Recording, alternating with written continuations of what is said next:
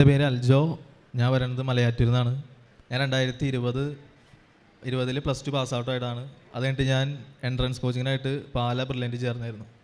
അപ്പോൾ എനിക്കത് കുറച്ച് നാൾ കഴിഞ്ഞപ്പോൾ എൻട്രൻസ് പാടായിട്ട് തോന്നി. അപ്പോഴായിരുന്നു ഗൂഗിൾ മീറ്റ് ഉണ്ടായിരുന്നത്. അപ്പോൾ ഞാൻ ഗൂഗിൾ മീറ്റ് കയറിയായിരുന്നു. അപ്പോൾ അച്ഛനായിട്ട് സംസാരിക്കാൻ പറ്റി. അപ്പോൾ അച്ഛൻ എൻ്റെ അടുത്ത് പറഞ്ഞു, ഞാൻ പറഞ്ഞു IELTS അതായിരുന്നു എനിക്ക് ആഗ്രഹം. പിന്നെ ഈ കോവിഡ് ആയതുകൊണ്ട് എല്ലാ രാജ്യങ്ങളും അടച്ചു കഴിഞ്ഞപ്പോൾ വേറെ വഴിയില്ലാത്തതുകൊണ്ട് അപ്പോൾ ഞാൻ എൻട്രൻസിന് പോയി. അപ്പോൾ അച്ഛൻ പറഞ്ഞു, നീ IELTS ട്രൈ ചെയ്ത് നോക്കാൻ പറഞ്ഞു. അങ്ങനെ ഞാൻ IELTSൻ്റെ കോച്ചിങ് കഴിഞ്ഞ ഒക്ടോബറിൽ തുടങ്ങിയിട്ട് ഫെബ്രുവരി ഇപ്പോൾ എക്സാം എഴുതി. അപ്പോൾ എനിക്ക് 6.5 ആയിരുന്നു കിട്ടിയായിരുന്നത്. പക്ഷേ എനിക്ക് ഓസ്ട്രേലിയയിൽ പോകണമെങ്കിൽ നേഴ്സിംഗ് എടുക്കണമെങ്കിൽ ഇൻഡിവിജ്വൽ 7 വേണം.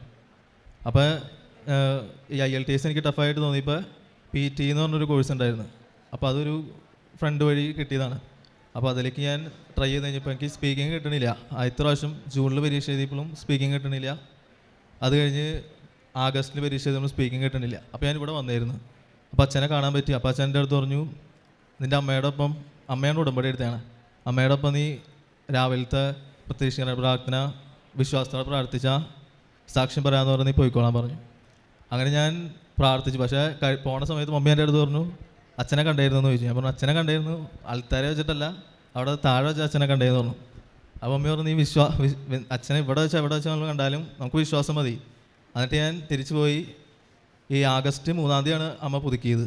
അത് കഴിഞ്ഞിട്ട് ഞാൻ വീട്ടിലെനിക്ക് ആഗസ്റ്റ് 29-ാം തീയതി ഞാൻ അച്ഛനെ സ്വപ്നം കണ്ടു. അച്ഛൻ എൻ്റെ അടുത്ത് പറഞ്ഞു, എല്ലാം തെളിഞ്ഞില്ലേന്ന് ചോദിച്ചു. അപ്പോൾ ഞാൻ വിചാരിച്ചു, ഞാൻ അമ്മയുടെ അടുത്ത് ചോദിച്ചായിരുന്നു, അച്ഛൻ്റെ അടുത്ത് ഡേറ്റ് ചോദിക്കാൻ പറ്റിയില്ല ആ തിരക്കിൽ. അപ്പോൾ എനിക്ക് എന്തായാലും ഒരു ഡേറ്റ് വേണം, അല്ലാതെ ഞാൻ എടുത്തു കഴിഞ്ഞാൽ എനിക്കറിയില്ല എന്താ എക്സാം പോകണമെന്ന്. അപ്പോൾ ഞാൻ സെപ്റ്റംബർ 29-ന് എടുക്കാമെന്ന് ചോദിച്ചു. ആ സ്വപ്നം കണ്ടതിൻ്റെ ഒരു മാസം കഴിഞ്ഞിട്ട് സെപ്റ്റംബർ 29-ാം തീയതി ഡേറ്റ് എടുക്കാമെന്ന് ചോദിച്ചു. അപ്പോൾ ഞാനൊരു 25-ാം തീയതി ആയിട്ട് നോക്കിയപ്പോൾ ഡേറ്റ് ഉണ്ട്. അപ്പോൾ ഞാൻ ഒന്നുകൂടിയും ഡേറ്റ് ഉണ്ടല്ലോ, എന്തായാലും നമുക്ക് നാളെയും ഡേറ്റ് എടുക്കാമല്ലോ എന്ന് ചോദിച്ചു. നാളെ നോക്കിയപ്പോൾ 29 എന്നുള്ള ഡേറ്റ് പോയി. എന്നിട്ട് ഞാൻ ഒക്ടോബർ 1-ാം തീയതി പോയി ഡേറ്റ് എടുത്തു. ഒക്ടോബർ 1-ാം തീയതി പരീക്ഷ എഴുതി. പഴയനേക്കാളൊക്കെ സ്കോർ ശരിക്കും കയറി. 3 7 കിട്ടി. സ്പീക്കിംഗ് വീണ്ടും 6.5 തന്നെയായി. അപ്പോൾ വീണ്ടും പിന്നെ അച്ഛനെ കാണാൻ വന്നില്ല. ഞാൻ ബാംഗ്ലൂരിലേക്ക് ഡേറ്റ് മാറ്റി വീണ്ടും ബാംഗ്ലൂർ പോയി ഒക്ടോബർ 13-ാം തീയതി എടുത്തു. അവിടെ എഴുതിയപ്പോഴും ബാക്കി എല്ലാത്തിനും വീണ്ടും എഴുതിനേക്കാളും കയറുന്നുണ്ട്, സ്പീക്കിംഗ് മാത്രം കയറുന്നില്ല. അപ്പോൾ ഞാൻ ബാംഗ്ലൂരാണ്. അപ്പോൾ പിറ്റേ ദിവസം അപ്പനും അമ്മയും വന്ന് അച്ഛനെ കണ്ടു, മെസ്സേജ് എടുത്തു. അപ്പോൾ അച്ഛൻ എനിക്ക് തന്നത് ഒക്ടോബർ 27, നവംബർ 2, നവംബർ 7, നവംബർ 9-ാം തീയതി എന്നുള്ള ഡേറ്റുകളാണ്. അപ്പോൾ ഞാൻ ബാംഗ്ലൂർ തന്നെ എന്തായാലും പരീക്ഷ എഴുതാനുണ്ടാവുള്ളൂ. അപ്പോൾ ഞാൻ ഒക്ടോബർ 27 മാത്രമേ ബാംഗ്ലൂരിൽ പിന്നെ ഡേറ്റ് ഉള്ളൂ. ബാക്കി 2ഉം 7 എന്ന് പറഞ്ഞ ഞായറാഴ്ച, 9ഉം 2ഉം ചൊവ്വാഴ്ചകൾ കൊച്ചിയിൽ തന്നെയുള്ളൂ. അപ്പോൾ 27-ാം തീയതി പിന്നെ തൊട്ടടുത്തായി. അപ്പോൾ 27 തന്നെ എന്തായാലും എടുക്കാമെന്ന് വെച്ചു. അപ്പോൾ ഞാൻ എപ്പോഴും ഇങ്ങനത്തെ ഇവിടുത്തെ സാക്ഷ്യങ്ങളും അച്ഛൻ്റെ ടോക്കും വിജയകുമാർ സാറിൻ്റെ ടോക്കൊക്കെ എപ്പോഴും കേട്ടുകൊണ്ടിരിക്കും. അപ്പോൾ അച്ഛൻ അതിൽ പറഞ്ഞായിരുന്നു, നമ്മൾ മാതാവിൻ്റെ അടുത്ത് എന്ത് പ്രാർത്ഥിക്കുകയാണെങ്കിലും അമ്മയുടെ പ്രത്യക്ഷീകരണത്തിൻ്റെ സ്ഥിര സാക്ഷിയായി യേശുനാമത്തെ നമ്മൾ ഉയർത്തണമെന്ന് നമ്മൾ പ്രാർത്ഥിച്ചാണ് അമ്മയുടെ അടുത്ത് പ്രാർത്ഥിക്കുക. അപ്പോൾ ഞാൻ പരീക്ഷ ഹാളിൽ പോണേക്കാൾ മുമ്പും പരീക്ഷ ഹാളിൻ്റെ മേളിലേക്ക് കൈ ഉയർത്തിയിട്ട് ഞാൻ വിശ്വാസപ്രമാണം ചൊല്ലി. എന്നിട്ട് ഞാൻ എക്സാം ഹാളിൽ കയറി എക്സാം എഴുതി. എന്ന് വെച്ചാൽ അതൊരു ലാബ് പോലെയാണ്, നമ്മൾ കമ്പ്യൂട്ടറിൻ്റെ അടുത്താണ് നമ്മൾ സംസാരിക്കണം. അപ്പോൾ അന്ന് സാധാരണ 2 പേരൊക്കെ എക്സാമിനുണ്ടാവുള്ളൂ, അന്ന് 6 പേരും എക്സാമിനുണ്ടായി. അപ്പോൾ നിറച്ചിങ്ങനെ എല്ലാവരും സംസാരിച്ചുകൊണ്ടിരിക്കുക ഭയങ്കര ഒച്ചയിൽ. അപ്പോൾ നമ്മൾ സംസാരിക്കണവരും വിട്ടുപോയി കഴിഞ്ഞാൽ നമ്മുടെ ഫ്ലുവൻസിയും പ്രൊണൗൺസിയേഷനൊക്കെ പോയിക്കൊണ്ടിരിക്കും. അപ്പോൾ ഞാൻ സ്പീക്കിംഗ് വീണ്ടും കുറച്ച് ടഫായി. ഇപ്പോൾ റീഡിംഗ് എന്ന് പറഞ്ഞാൽ എല്ലാവർക്കും ഭയങ്കര ടഫായിരുന്നു. അപ്പോൾ ഞാൻ തുടങ്ങണേക്കാളും മാതാവിൻ്റെ അടുത്ത് പറഞ്ഞിരുന്നു, റീഡിംഗ് ഞാൻ എന്തായാലും അമ്മയുടെ കയ്യിലേക്ക് തരാണ്. റീഡിംഗ് എനിക്ക് അറിയില്ല, കാരണം ഞാൻ പ്രാക്ടീസ് ചെയ്തിട്ടൊന്നുമില്ല തലേ ദിവസമൊന്നും. ഞാൻ പ്രാർത്ഥിച്ചുകൊണ്ട് തന്നെ ഇരിക്കുകയാണ്. എന്നിട്ട് റീഡിങ്ങിൻ്റെ ഓരോ ക്വസ്റ്റ്യൻ കഴിയുമ്പോഴും ഞാൻ ഇത് തന്നെ പ്രാർത്ഥിച്ചുകൊണ്ടിരിക്കും, അമ്മയുടെ പ്രത്യക്ഷീകരണത്തിൻ്റെ സ്ഥിരസാക്ഷിയായിട്ട് തന്നെ ഉയർത്തണമെന്ന്. ഞാൻ ചെയ്യണ ഓരോ ക്വസ്റ്റ്യനും ഞാൻ വീട്ടിൽ ചെയ്ത ക്വസ്റ്റ്യൻ ആയിരിക്കും. ആദ്യത്തെ ക്വസ്റ്റ്യൻ കഴിഞ്ഞ് 2ാമത്തെ ക്വസ്റ്റിലേക്ക് ചാടുമ്പോഴും അത് ഞാൻ വീട്ടിൽ ചെയ്തത്. വീണ്ടും അടുത്തതിലേക്ക് ക്ലിക്ക് ചെയ്താലും ഞാൻ വീട്ടിൽ ചെയ്ത ക്വസ്റ്റ്യൻ തന്നെ ഞാൻ ഉണ്ടാവുള്ളൂ.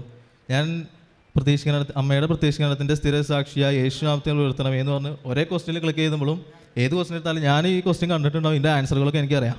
അങ്ങനെ ഞാൻ പരീക്ഷ കഴിഞ്ഞിട്ട് ഞാൻ വീട്ടിലേക്ക് വന്നു. അങ്ങനത്തെ റിസൾട്ട് അന്ന് 11:32 വന്നെ രാത്രി. അപ്പോൾ എനിക്ക് നോക്കാൻ പറ്റിയില്ല. വീട്ടിൽ നോക്കിയപ്പോൾ എനിക്ക് കിട്ടിയ സ്കോർ എന്ന് പറഞ്ഞാൽ റീഡിങ്ങിന് എനിക്ക് 9 കിട്ടിയത്, 9 കിട്ടിയ, സ്പീക്കിങ്ങിന് 7, ബാക്കി 2 7.5. അപ്പോൾ ഇത്രയും എനിക്ക് അനുഗ്രഹം തന്ന മാതാവിനും ഈശോയ്ക്കും 1000 നന്ദി.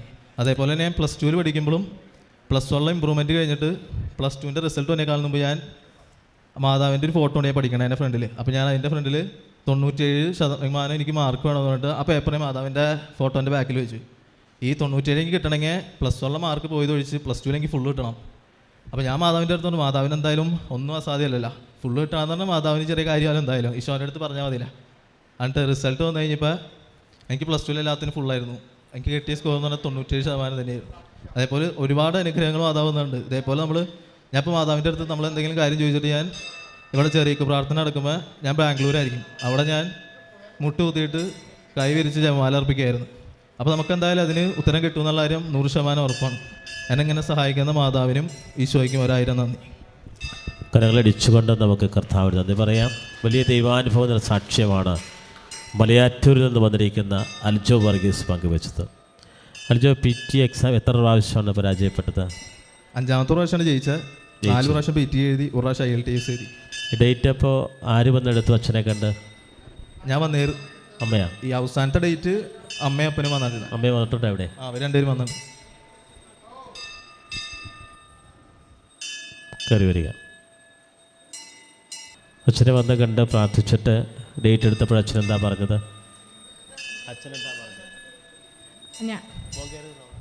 ഞാനിവിടെ വന്ന് ഇവന് എക്സാമിന് തോറ്റു എന്ന് പറഞ്ഞ് 13-ാം തീയതി ഇത് കഴിഞ്ഞപ്പോൾ ഒത്തിരി വേദനയോടെ ഞങ്ങളുടെ കുടുംബം ഒന്ന് എഴുതുമ്പോൾ എല്ലാത്തിനും നല്ല സ്കോർ കാണിക്കും, സ്പീക്കിങ്ങിന് അവന് സ്കോർ പോവും.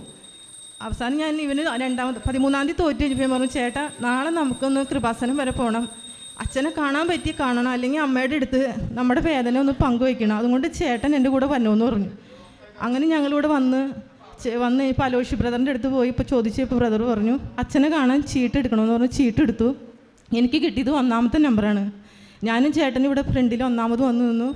ഞാൻ അച്ഛൻ്റെ അടുത്ത് പ്രാർത്ഥിച്ച് പറഞ്ഞു, എൻ്റെ മോൻ്റെ വിദ്യാഭ്യാസ മേഖലയിലുള്ള തടസ്സങ്ങൾ അച്ഛാ എനിക്ക് എന്താണെന്ന് അറിയണില്ല, സ്പീക്കിങ്ങിനാണ് അവനിങ്ങനെ പോണേന്ന് പറഞ്ഞു. അങ്ങനെ ചേട്ടനും ഞാൻ നിന്നു. അച്ഛൻ്റെ അടുത്ത് ഞാൻ പറഞ്ഞു, അച്ഛൻ പ്രാർത്ഥിച്ചു, മെസ്സേജ് എടുത്തു. മാതാവിനോട് പ്രാർത്ഥിച്ച് കഴിഞ്ഞതിന് ശേഷം അച്ഛൻ എന്നോട് പറഞ്ഞു, ഞാൻ അച്ഛനോട് പറഞ്ഞു, അച്ഛാ അവൻ എന്നോട് പറഞ്ഞു ഒരു ഡേറ്റ് എനിക്ക് വേണം, അച്ഛൻ പറയണ ഒരു ഡേറ്റിൽ എനിക്ക് തരണമെന്ന് പറയാൻ പറഞ്ഞു. അങ്ങനെ അച്ഛൻ എനിക്ക് 27-ാം തീയതി ഒരു ഡേറ്റ് തന്നു കഴിഞ്ഞപ്പോൾ ഞാൻ എൻ്റെ മോനോട് പറഞ്ഞു, മോനെ 27-ാം തീയതിയാണ് അച്ഛൻ ഡേറ്റ് തന്നേണേ, ആ ഡേറ്റിൽ നീ എടുക്കുമെന്ന് പറഞ്ഞു. അങ്ങനെ ഞങ്ങൾ എടുത്ത് 27-ാം തീയതി എക്സാം എഴുതി.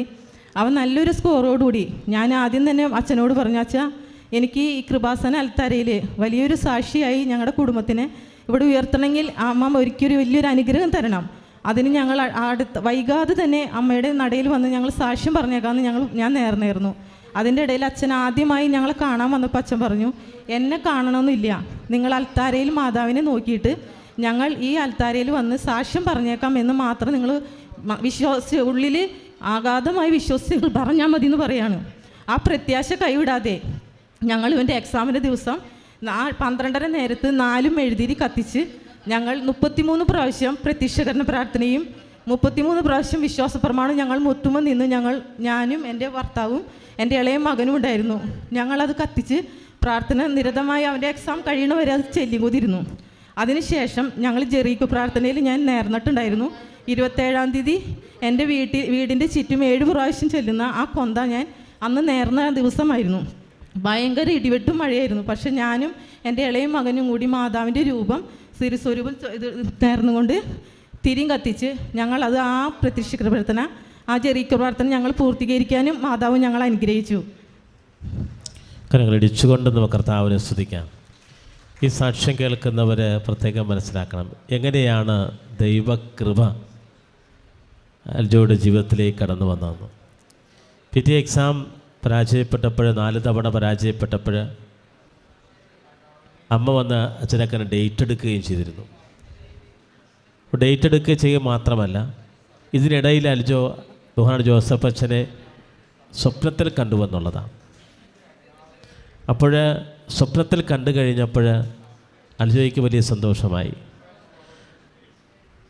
സ്വപ്നത്തിൽ അച്ഛൻ എന്ത് പറയുന്നതായിട്ട് അൽജോക്ക് ഫീൽ ചെയ്തേ?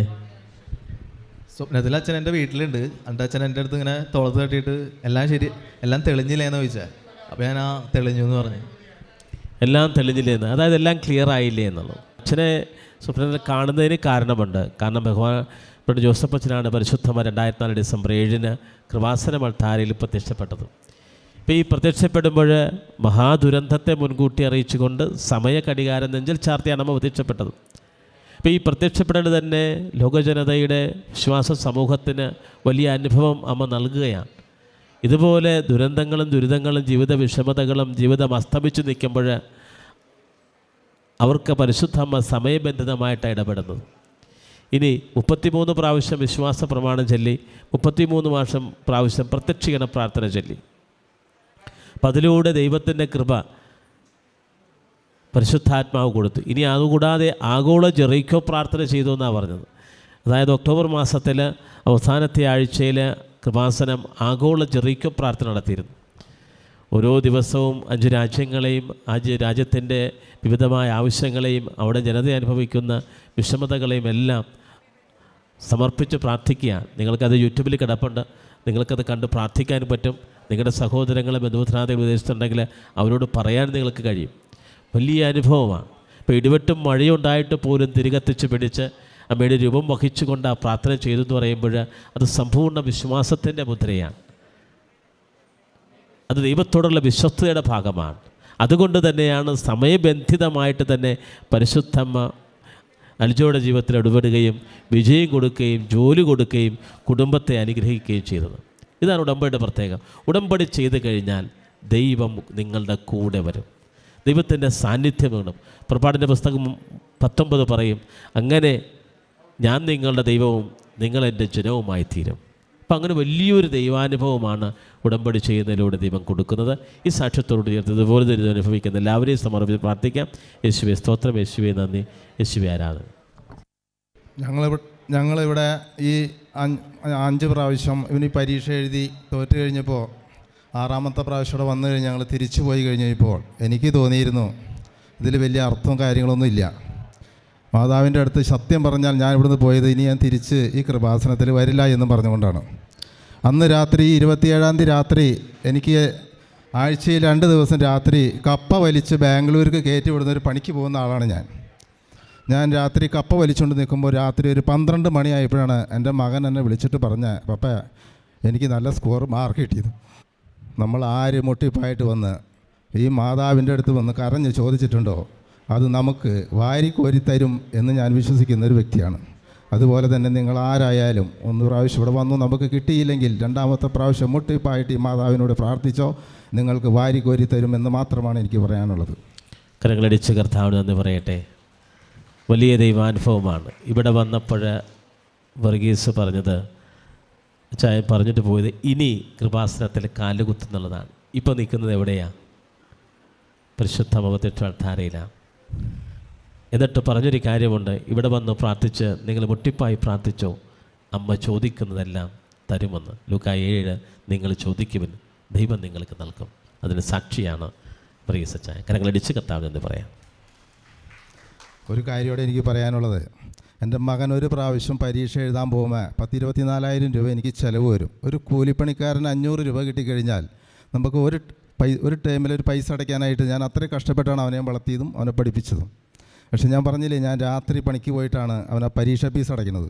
അത് 1, 2, 3, 4, 5 പ്രാവശ്യം തോറ്റ് കഴിയുമ്പോൾ നമ്മൾ ആരായാലും എങ്ങനെ ചിന്തിക്കും? അത്ര തന്നെ ഞാനും ചിന്തിച്ചത്. അതുകൊണ്ടാണ് മാതാവിൻ്റെ മുന്നിൽ എനിക്ക് അങ്ങനെ ഒന്ന് തോന്നിപ്പോയത്. അതുപോലെ തന്നെ മാവിൻ്റെ അടുത്ത് ഞാൻ പറഞ്ഞ ഒരു കാര്യം ഞാൻ പറയാൻ മറന്നുപോയി ഉണ്ടല്ലോ, നിങ്ങൾ എൻ്റെ വിഷമം കണ്ടായിരുന്നില്ല. ഞാൻ മാതാവിനോട് പറഞ്ഞു, എനിക്ക് എൻ്റെ മോനിൽ കൂടി എനിക്കൊരു അടയാളം തന്നെ മാതാവേ ഞാൻ പറഞ്ഞിരുന്നു. അത് വേറെ ഒന്നുമല്ല, എൻ്റെ മോന് സന്തോഷമുള്ളൊരു വാർത്തയാണ് എനിക്ക് കിട്ടേണ്ടത്. 5ാമത്തെ പ്രാവശ്യം 5 പ്രാവശ്യം PT എഴുതി, 1 പ്രാവശ്യം ILTC എഴുതി. എന്നിട്ടും അവൻ പരാജയപ്പെട്ടപ്പോൾ ഞാൻ പറഞ്ഞു, ഇനി എൻ്റെ മോനിൽ കൂടി എനിക്കൊരു അടയാളം തന്നാലേ ഞാൻ വിശ്വസിക്കുള്ളൂ എന്ന് പറഞ്ഞു. ആ അടയാളമാണ് ഈ നല്ല സ്കോറോടുകൂടി അവൻ പാസ്സായത്.